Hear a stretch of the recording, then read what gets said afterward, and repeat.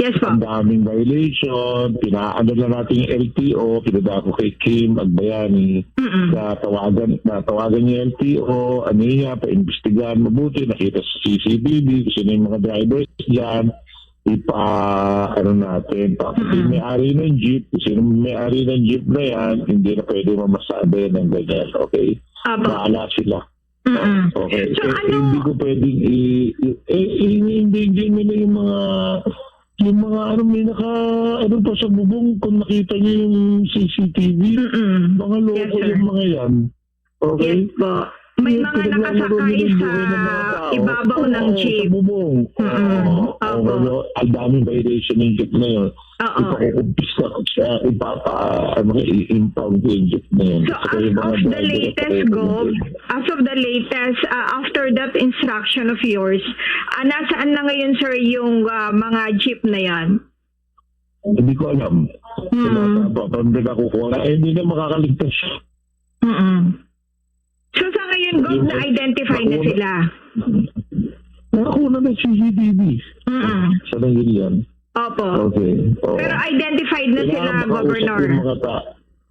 Hindi ko alam kung identified na sila. Okay. Identify yung chips. Okay.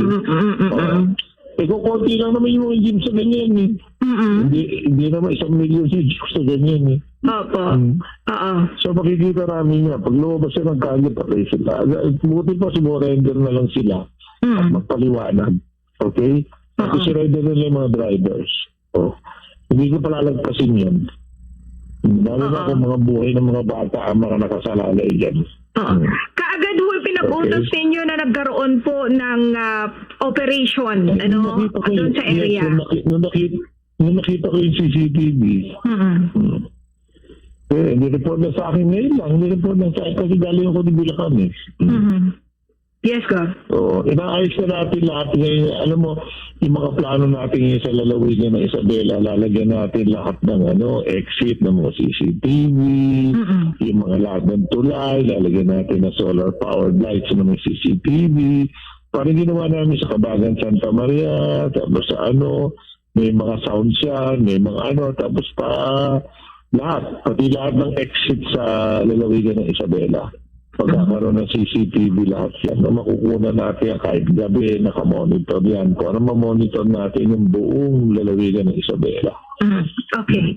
So, after that incident, Governor, balikan lang natin yung insidente, no? Nagkaroon ng operation at sabi po ninyo, sa ngayon hindi pa po ninyo alam kung nasa yung mga jeepney drivers na yon or operators na yon. But then, sabi po ninyo, ang panawagan nyo, sana sumurrender na lang sila.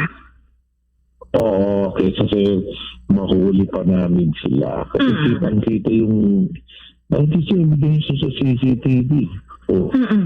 Nakita, nagkakarirahan sila, nagkakaanohan. I'm sure, na-witness yun ba yun? Nakita niyo ba? Yes, Governor. Oh, yes. Okay. Okay. So, nananawagan ako sa kanila, sumuko na kayo, pag-usap kayo doon sa Kapitolyo, tapos titignan natin kung ano yung mga rason nyo. Yes, So, okay, papatawa namin ng sasabihin namin sa LTO at saka sa Highway Patrol na kailangan mapatawan ng fine or pagkakulong or pag-impound ng mga jeeps nila.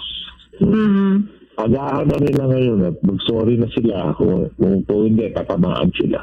Okay. Meron po ba kayong timeline or parang sa kanila, Governor?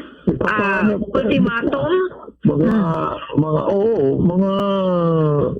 3 araw. Linggo, sa Lunes. Wala pa sila sa Lunes. Basta, pag nauli namin sila na anytime this week, pag hindi sila sumuko voluntarily, mas matadagdagan yung kaso nila. Okay. Governor, maraming salamat for your time. Thank you po. Thank you very much.